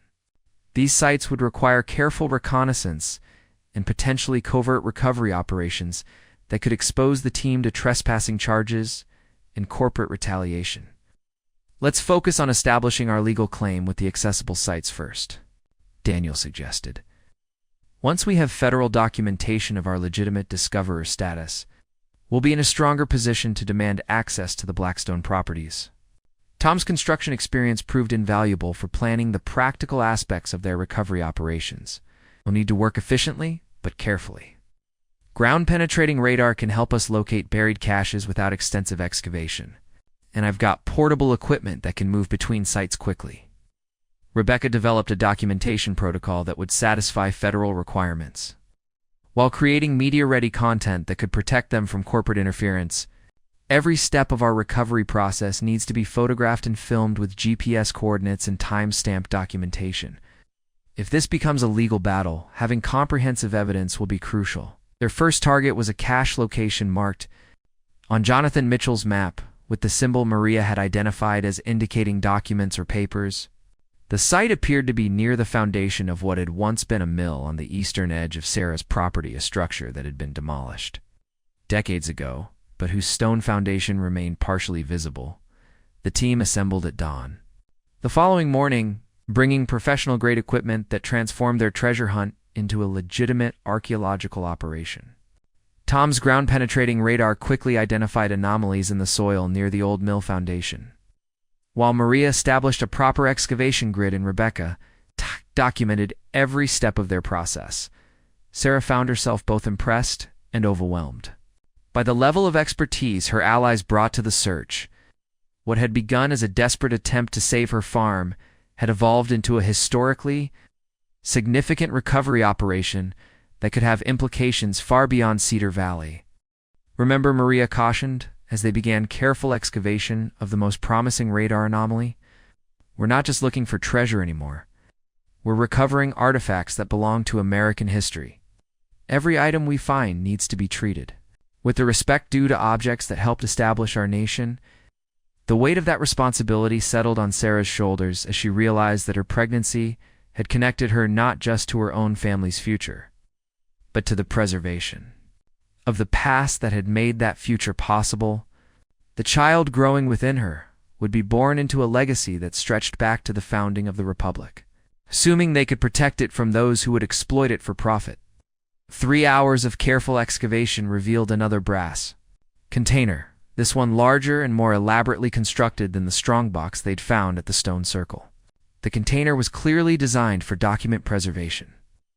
with multiple compartments and oiled leather wrappings that had protected its contents for over 2 centuries. Inside, they discovered what appeared to be Continental Army intelligence, reports, maps of British troop movements, and correspondence between Revolutionary War officers. But the most significant find was a detailed inventory of captured British assets. It's written in Captain Jonathan Mitchell's careful hand and listing the contents and locations of every cache he had concealed. "This is it," Daniel breathed, studying the inventory with academic excitement. This document shows the complete scope of Jonathan Mitchell's operation. According to this, he hid assets worth approximately £200,000 in 1779 currencies. That's several $1,000,000 in today's money. The inventory also revealed the strategic thinking behind Captain Jonathan's concealment network. He had deliberately distributed different types of assets across multiple locations to ensure that even if some caches were discovered or compromised, the majority of the Continental Army's recovered enemy assets would remain secure. As if summoned by their success, Sarah's phone rang with another call from Victoria Blackstone. This time, however, the developer's tone carried none of the polished courtesy that had characterized their previous conversations. "Miss Mitchell, I understand you've been conducting unauthorized excavations on your property," Victoria said without preamble. "I want to remind you that any archaeological activities require proper permits and environmental assessments, particularly on properties with potential historical significance." Sarah felt ice in her stomach as she realized that Victoria somehow knew about their recovery operations. "Mrs. Blackstone, I'm conducting legal activities on my own property. I'm afraid it's not that simple, dear. The county has received reports of possible archaeological sites that could require federal oversight. I've been asked to inform you that Blackstone Development, as the primary stakeholder in Cedar Valley's development future, has offered to assist local authorities in ensuring that any historical preservation activities meet appropriate standards." The threat was clear. Victoria was positioning Blackstone as the official coordinator of archaeological activities in Cedar Valley, which would give her legal authority to interfere with their recovery operations and potentially claim any significant discoveries. "Furthermore," Victoria continued, "I should mention that several property owners in the area have expressed interest in selling too. Blackstone, rather than dealing with the complications that archaeological sites can create for independent landowners. Perhaps it's time to reconsider our previous offer." The call ended with Sarah understanding that their race against time had become even more urgent. Victoria Blackstone wasn't just aware of their activities, she was actively working to gain legal control over any historical discoveries in the valley. "She's been watching us," Tom said grimly after hearing about the call. "Blackstone's got resources we can't match for surveillance and legal maneuvering. We need to move faster and document everything before she can interfere." Maria's response was characteristically direct. "Then we work around the clock. We've got legal authority to recover Continental Army assets, and we've got evidence of a systematic concealment operation that's historically unprecedented. If we can document the major finds before Victoria can establish legal interference, federal preservation laws will protect our discoveries." The inventory they'd recovered from the mill site cache revealed the staggering scope of Captain Jonathan Mitchell's operation. According to his careful records, he had concealed assets from at least 6 different British military units that had been defeated or captured during operations in central Pennsylvania. The hidden materials included not just precious metals and currency, but also military equipment, documents containing intelligence about British operations, and personal effects taken from high-ranking British officers. Some items had obvious monetary value, while others were priceless from a historical perspective. "Look at this entry," Daniel said, pointing to a specific line in the inventory. "Personal correspondence of General Cornwallis, captured at Lancaster. Concealed pending disposition by Continental Congress." Sarah, if that correspondence still exists, it could rewrite our understanding of British strategy during the Revolutionary War. The inventory also revealed why Captain Jonathan had created such an elaborate concealment system. According to his notes, he had been specifically ordered by General Washington to preserve captured enemy assets until the Continental Congress could establish proper procedures for their disposition.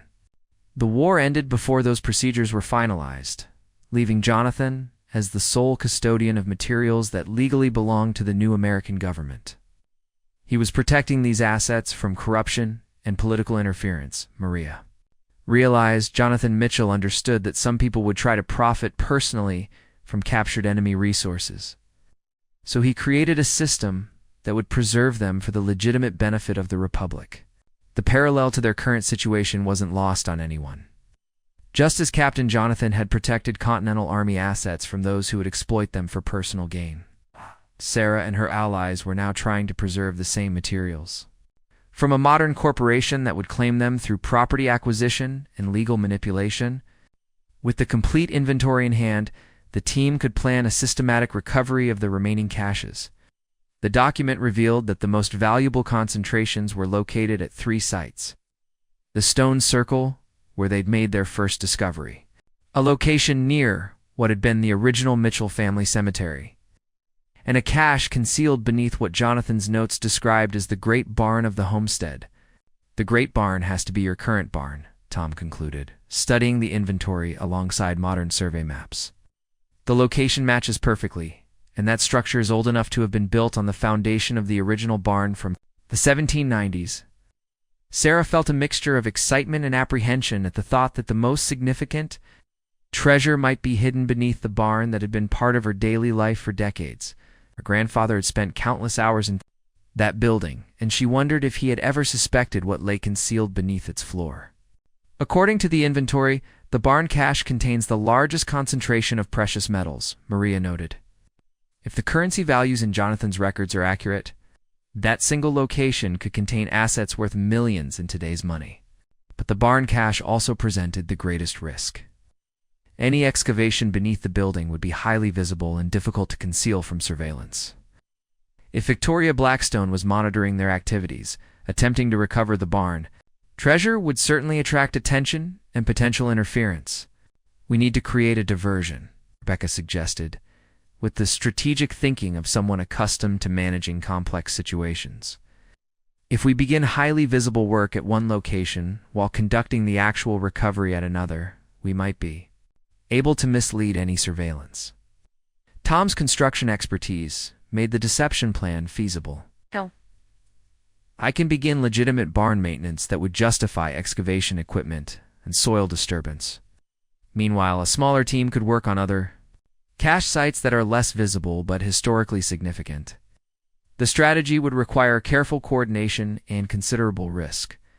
If they were caught conducting unauthorized excavations while attempting to mislead Victoria Blackstone's surveillance, they could face legal consequences that would end their recovery efforts and potentially give Blackstone legal grounds to claim the discoveries. But the alternative, allowing a development corporation to systematically recover and exploit Continental Army assets for private profit, was unacceptable to everyone on the team.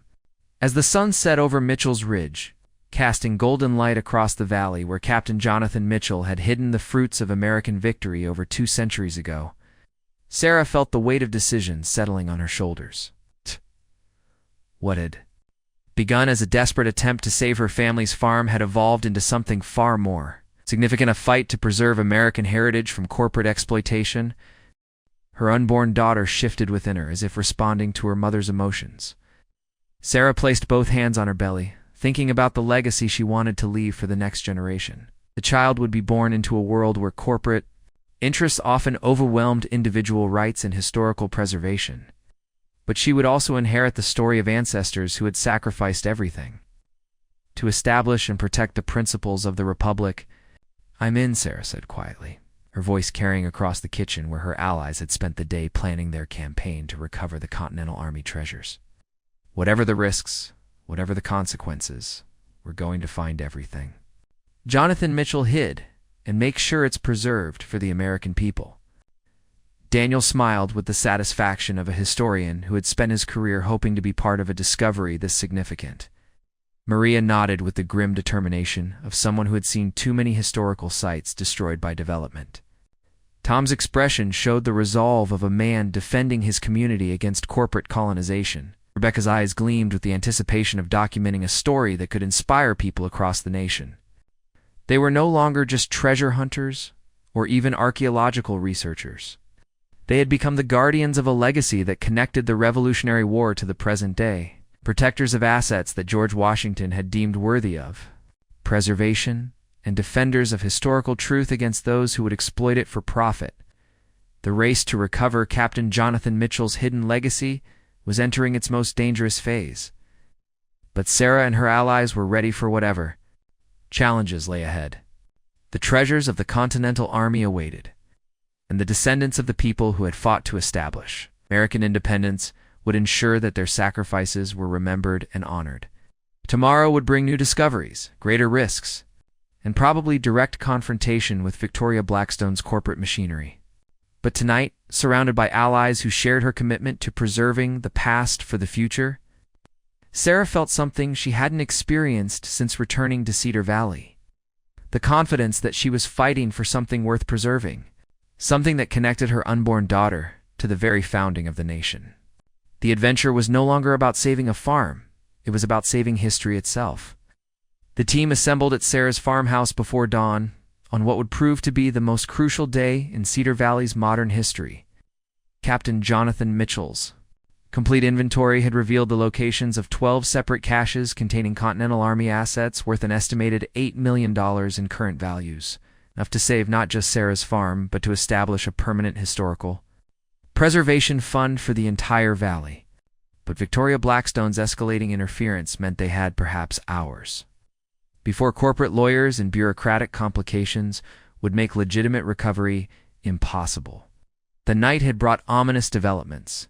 County inspectors had arrived unannounced at neighboring farms. Environmental assessment teams had been spotted surveying properties adjacent to cache locations. And rumors suggested that Blackstone was preparing to invoke emergency development protocols that would grant them immediate access to any property deemed archaeologically significant. "It's now or never," Maria declared, spreading out detailed excavation plans across Sarah's kitchen table. "We have legal authority, federal backing, and complete documentation of what we're seeking.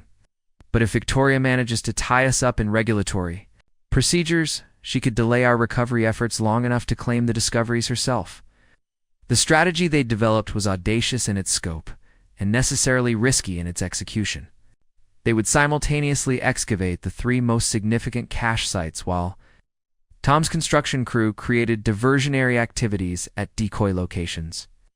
Rebecca would document everything in real time while maintaining contact with federal agencies and media outlets prepared to publicize their discoveries if Blackstone attempted interference. Sarah, despite her advanced pregnancy, insisted on participating directly in the excavation of the barn cache. The location that Captain Jonathan's inventory indicated contained the crown jewel of his concealment operation. According to his meticulous records, the Great Barn Repository held not just the largest concentration of precious metals, but also the personal effects and correspondence of British General Henry Clinton, captured during a failed intelligence operation in 1779. "If we recover Clinton's correspondence intact," Daniel explained with barely contained excitement, "it could provide unprecedented insight into British military strategy during the Revolutionary War." Some historians believe Clinton's papers contain details about British relationships with Native American tribes and loyalist organizations that were never fully documented. But the barn excavation also represented the greatest risk. The building sat prominently in the center of the farmstead, visible from the county road and impossible to conceal from surveillance. Any attempt to excavate beneath its foundation would be obvious to anyone monitoring the property. Tom's role in the master plan required him to begin legitimate construction work at the Stone Circle site, while loudly discussing plans for agricultural improvements that would explain the presence of excavation equipment and soil disturbance. His crew would arrive with full construction gear and begin highly visible work that would attract attention while the real recovery operations proceeded at more concealed locations. "I'll be installing a new drainage system around the ceremonial stones," Tom explained to his crew, most of whom were unaware of the true nature of their mission. "The property owner wants to preserve the historical site while improving water management for agricultural purposes." The beauty of Tom's deception was that it was partially true. Sarah did want to preserve the stone circle's historical significance. Proper drainage would help protect the site for future generations. But the real purpose was to draw any surveillance away from the barn where Sarah, Maria, and Daniel would be conducting the most important excavation. Rebecca positioned herself, with camera equipment at a location that provided clear views of both the diversionary work and the main excavation site. Her role was to document everything while watching for signs of interference from Blackstone's security personnel or county officials who might be coordinating with the development company. I've got contacts at 3 major news networks who are standing by to break this story if Victoria tries to interfere with legitimate archaeological recovery, Rebecca assured the team. Once this becomes a national story about protecting Revolutionary War heritage from corporate exploitation, it will be much harder for Blackstone to use legal manipulation. The morning began with carefully orchestrated chaos designed to confuse any observers about the team's true priorities and objectives. Tom's construction crew made considerable noise and visible activity around the stone circle while Era's team slipped quietly into the barn to begin the delicate process of locating and excavating the cache that Captain Jonathan had concealed beneath its foundation. Inside the old barn, Sarah felt the weight of history pressing down on her as powerfully as her pregnancy. This building had sheltered 6 generations of Mitchell livestock, stored countless harvests, and witnessed the daily rhythms of farm life for over 2 centuries. Now it would reveal secrets that connected her family directly to the founding of the American Republic. Maria's ground-penetrating radar quickly identified anomalies in the soil beneath the barn's eastern corner, exactly where Captain Jonathan's inventory indicated the great repository had been concealed. The location was ingeniously chosen. The cache lay beneath what appeared to be the original foundation stone of the barn, positioned so that normal agricultural activities would never disturb it while remaining accessible to someone who knew precisely where to look. Your ancestor was remarkably sophisticated, Maria observed as they carefully removed layers of packed earth that had remained undisturbed for over 2 centuries. This isn't just buried treasure. It's a professionally executed concealment operation that used existing structures to provide both security and accessibility. The excavation proceeded with archaeological precision, each layer of soil carefully removed and examined for artifacts or evidence of historical significance. Sarah found herself both amazed and moved by the tangible connection to her Revolutionary War ancestor. Every shovelful of earth brought her closer to touching something that Captain Jonathan Mitchell had hidden with his own hands. Daniel provided historical context as they worked, explaining the significance of each discovery in terms of Revolutionary War history and colonial-era life. Remember, these items weren't just valuable to Jonathan Mitchell. They represented enemy assets that had been captured through military action and were being preserved for the benefit of the new American government. As they dug deeper, Sarah began experiencing stronger contractions, not yet labor, but clear indications that her pregnancy was approaching its conclusion. The irony wasn't lost on her that she was literally giving birth to the next generation, while recovering treasures hidden by ancestors who had given birth to the nation itself. "Are you sure you should be doing this?" Maria asked with concern, as Sarah paused to breathe through a particularly strong contraction. "I'm fine," Sarah replied with determination. "This baby isn't coming today, and I'm not missing the chance to be here when we find what Jonathan Mitchell died protecting." 3 feet down, their careful excavation revealed the edge of what appeared to be a large wooden chest bound with iron straps and sealed with lead to prevent moisture damage. The container was significantly larger than the brass strongboxes they'd found at other cache sites, approximately 3 feet long and 18 inches deep. The wooden chest required considerable effort to extract safely from its earthen resting place. The wood had been preserved by the lead sealing and careful burial, but centuries of pressure had made the container extremely heavy and potentially fragile. Using archaeological lifting techniques, the team managed to raise the chest intact and position it on the barn floor where they could examine it properly. The chest bore carved initials, not just JM, for Jonathan Mitchell, but also GW, and what appeared to be the Continental Army seal. This wasn't just Captain Jonathan's personal cache, it was an official repository sanctioned by General Washington himself. "Look at this lock mechanism," Daniel said with growing excitement. This isn't colonial American metalwork. This is British military hardware. Jonathan must have repurposed a captured British supply chest to store the most important items in his collection. The lock had corroded over the centuries, but remained functional. Using period-appropriate techniques, Maria managed to open the mechanism without damaging its historical integrity. The lid lifted with a creak that seemed to echo across 2.5 centuries, revealing contents that took their breath away.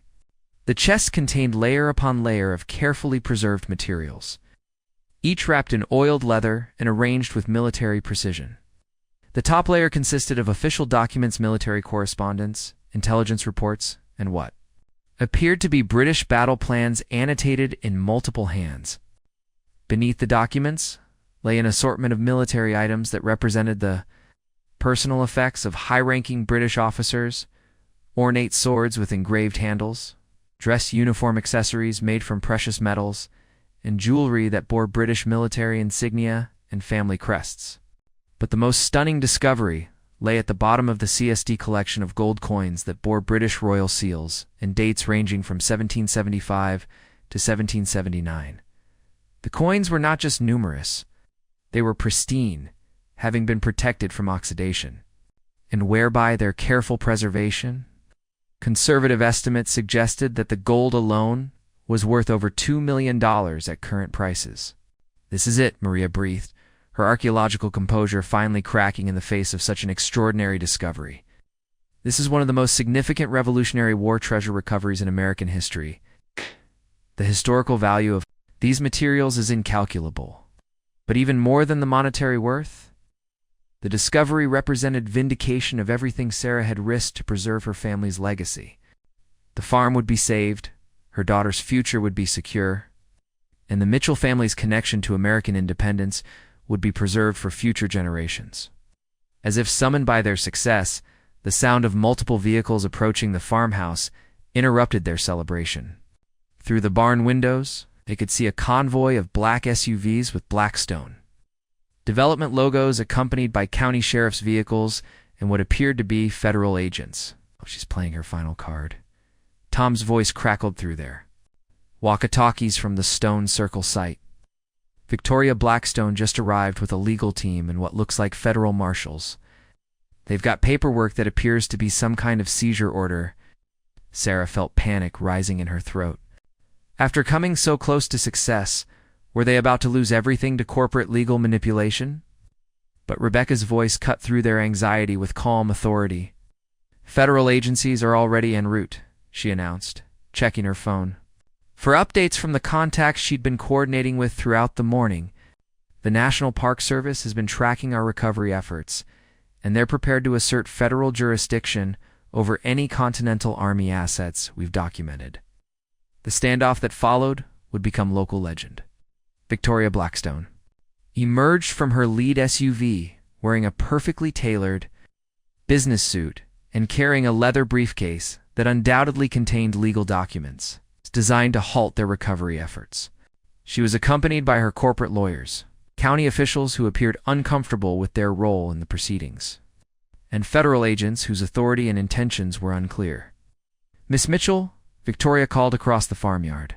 With the same polished courtesy that had characterized all their previous encounters, "I'm afraid there's been a misunderstanding about the archaeological activities on your property.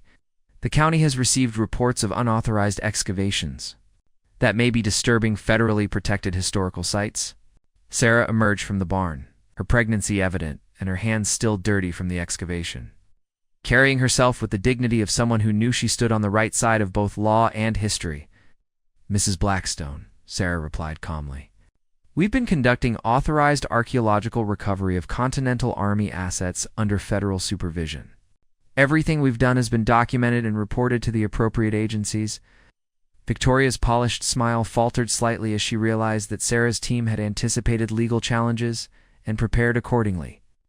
"I'm afraid it's not that simple. The county has received complaints about potential damage to historical sites and Blackstone development. As the designated coordinator for archaeological activities in Cedar Valley, it's been asked to ensure proper procedures are followed. The moment of truth had arrived. Either Sarah's team had sufficient legal protection to maintain their claim to the discoveries, or Victoria Blackstone's corporate resources, would allow her to seize control of treasures that had been hidden for over 2 centuries. Before the confrontation could escalate further, a new convoy of vehicles arrived, this time bearing the unmistakable markings of the National Park Service and the FBI's art crime team. The federal agents who emerged were clearly different from the local officials accompanying Victoria Blackstone. These were specialists in cultural heritage protection with the authority to override local bureaucratic interference. Agent Patricia Williams of the FBI's art crime team took immediate control of the situation with the calm authority of someone accustomed to dealing with complex cases involving historical artifacts and competing legal claims. Mrs. Blackstone, Agent Williams said politely but firmly, "I understand your company has been involved in development activities in this area. However, we're here regarding federal jurisdiction over Continental Army assets that have been recovered under appropriate archaeological protocols." Victoria's composure finally cracked as she realized that her carefully laid plans had been outmaneuvered by federal law enforcement. "Agent Williams, I believe there's been some confusion. Blackstone Development has been working with local authorities to ensure proper handling of any historical materials that might be discovered during our development activities." "There's no confusion," Agent Williams replied, consulting documents on her tablet. "Right. The Mitchell family has been conducting legitimate archaeological recovery under federal oversight, and all discoveries have been properly reported to appropriate agencies. Any attempt to interfere with this federally sanctioned operation would constitute obstruction of justice." The legal tables had turned completely.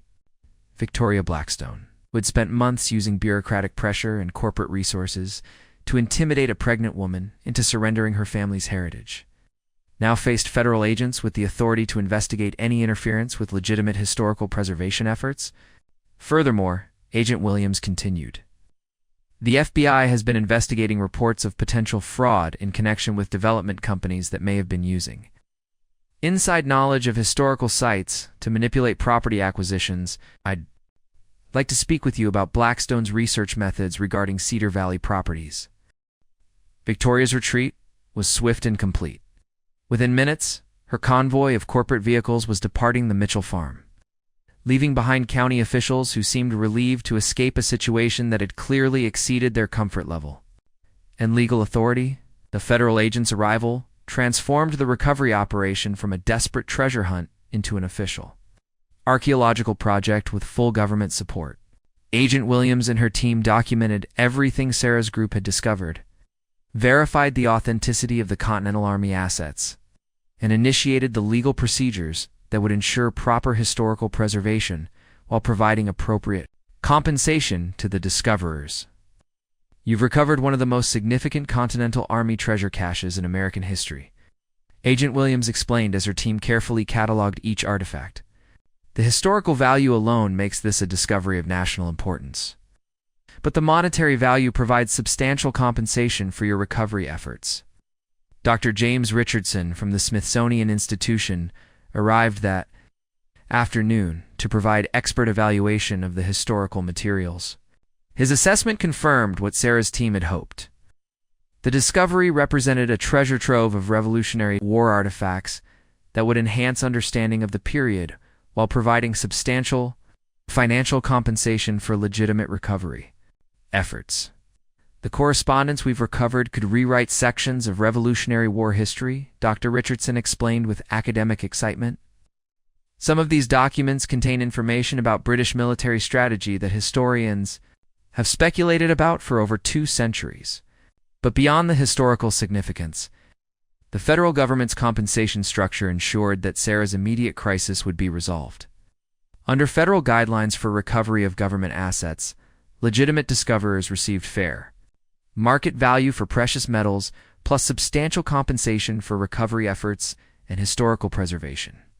Conservative estimates suggest your compensation will exceed $5 million, Agent Williams informed Sarah. That includes payment for the precious metals, compensation for your recovery efforts, and historical preservation bonuses for maintaining proper archaeological standards. The amount was more than enough to save the farm, pay off all outstanding debts, and establish a trust fund that would secure her daughter's future while maintaining the Mitchell family's agricultural heritage for generations to come. But the federal intervention accomplished something even more significant than Sarah's personal financial salvation. The investigation into Blackstone Development's activities revealed a pattern of using insider knowledge about historical sites to manipulate property acquisitions, potentially defrauding both property owners and taxpayers. Victoria Blackstone's systematic acquisition of properties in Cedar Valley had been based on research that revealed the likely locations of Continental Army caches. Her development plans were designed not just to create a luxury resort, but to systematically recover historical treasures that would legally belong to Blackstone through property ownership. It was an elaborate scheme, Agent Williams explained as the investigation unfolded. Blackstone would research historical sites, acquire properties containing potential treasures, and use development activities as cover for systematic archaeological recovery. Any significant finds would legally belong to the company through property ownership. The scheme's exposure resulted in federal charges against Victoria Blackstone and the cancellation of all Blackstone development projects in Cedar Valley. Properties that had been acquired through manipulation were subject to federal review, and families who had been pressured into selling received opportunities to repurchase their land at fair market prices. Tom Bradley's construction company received contracts to restore historical sites throughout the valley. Maria Santos was appointed as the federal coordinator for archaeological activities in central Pennsylvania. Rebecca Chen's documentary about the discovery became a national sensation that inspired similar historical preservation efforts across the country. Daniel Hartwell found himself appointed as the official historian for what became known as the Mitchell-Washington treasure recovery, the most significant discovery of Continental Army assets in the 21st century. 3 weeks after the treasure recovery, as federal agents completed their documentation and Sarah's compensation was finalized, her daughter chose to make her appearance. Elizabeth Washington Mitchell was born on a clear September morning with the same determined spirit that had characterized her mother's fight to preserve the family legacy. Sarah held her newborn daughter in the same farmhouse where 6 generations of Mitchells had been born, looking out over land that would now remain in the family forever. The ancient oak trees where Captain Jonathan had first hidden his treasures stood unchanged, but everything else had been transformed by their decision to follow a forgotten map to its ultimate conclusion. The farm was debt-free, restored, and protected by federal historical designation that would prevent any future development threats. The barn, where they'd found the greatest treasure, had been converted into a museum, housing replicas of the Continental Army artifacts, while the originals went to the Smithsonian Institution for permanent preservation. Cedar Valley had been transformed from a struggling agricultural community into a thriving historical destination that attracted visitors from across the nation.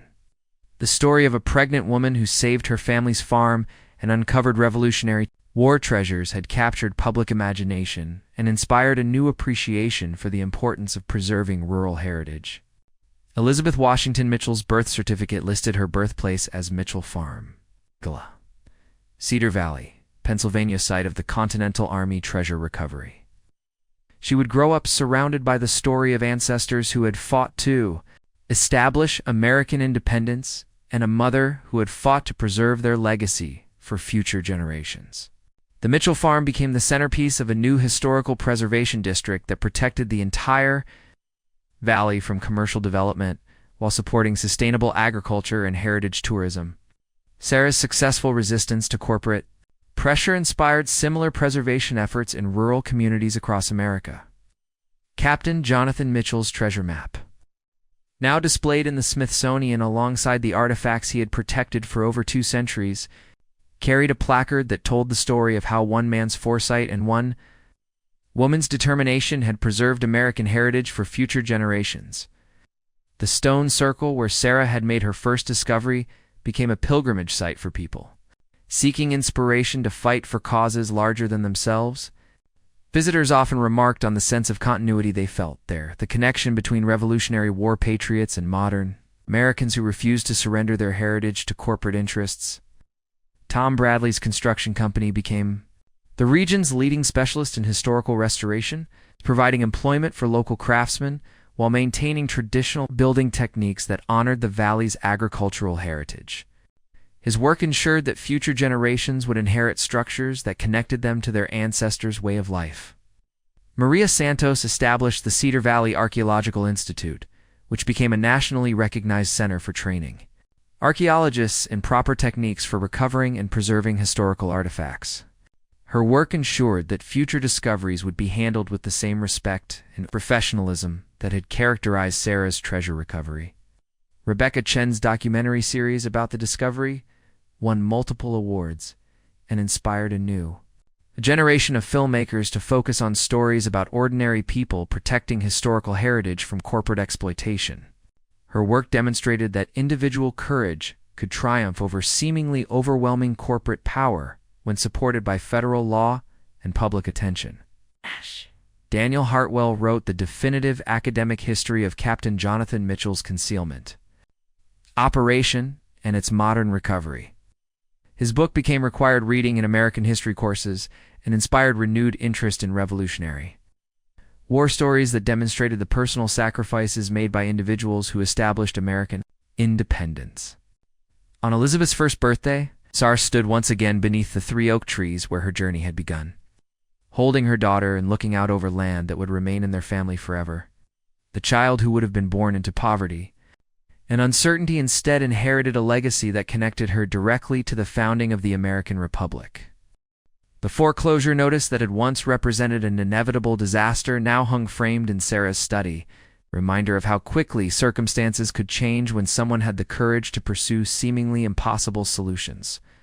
Next to it hung Captain Jonathan Mitchell's original map and General Washington's commission, documents that had waited over 2 centuries for the right person to discover their significance. Victoria Blackstone served 18 months in federal prison for fraud and conspiracy charges related to her scheme to exploit historical sites for corporate profit. Her company was dissolved, and her personal assets were used to compensate families who had been victimized by her manipulation. The woman who had built a career destroying rural communities to create playgrounds for the wealthy became a cautionary tale about the consequences of placing profit above heritage. The baby Elizabeth grew quickly, surrounded by stories about ancestors who had shaped American history and a mother who had refused to let that history be erased by corporate greed. She would attend schools funded by the Mitchell Family Historical Trust, play in fields protected by federal historical designation, and inherit land that would never again face the threat of commercial development. On quiet evenings, Sarah would walk the same paths that Captain Jonathan Mitchell had traveled over 2 centuries earlier, carrying his secret and waiting for the right descendant to discover the treasures he had protected. She understood now that the greatest treasure hadn't been the gold and silver coins, valuable as they were, but the continuity itself, the unbroken connection between past and future that gave meaning to both sacrifice and survival. The map that had started everything remained framed above the fireplace in the farmhouse, where 6 generations of Mitchells had made their plans for the future. Visitors often asked to see the document that had led to one of the most significant treasure discoveries in American history. But Sarah always reminded them that the real treasure was the land itself, the fields and forests and streams that had nurtured American independence and would continue nurturing American dreams for generations to come. Elizabeth Washington Mitchell would grow up understanding that heritage wasn't just something to be preserved in museums, but something to be lived every day through connection to the land and respect for the sacrifices that had made their freedom possible. She would inherit not just financial security, but the knowledge that one person's courage could change the course of history when they refused to surrender what was rightfully theirs. The story that began with a pregnant woman cleaning her grandfather's attic had become a legend that would inspire future generations to fight for their heritage. Trust in their ancestors' wisdom, and never underestimate the power of a forgotten map to change everything. In the end, Sarah Mitchell had saved more than her family's farm. She had preserved a piece of America itself, ensuring that the sacrifices of Revolutionary War patriots would continue to benefit the nation they had died to establish. The treasures Captain Jonathan Mitchell had hidden were finally home, where they belonged. In the hands of people who understood their true value and would protect them for all Americans yet to be born, the circle was complete. But the legacy would continue forever. Up next. You've got 2 more standout stories right on your screen. This one hit the mark, you won't want to pass these up. Just click and check them out. And don't forget to subscribe and turn on the notification bell so you don't miss any upload from us.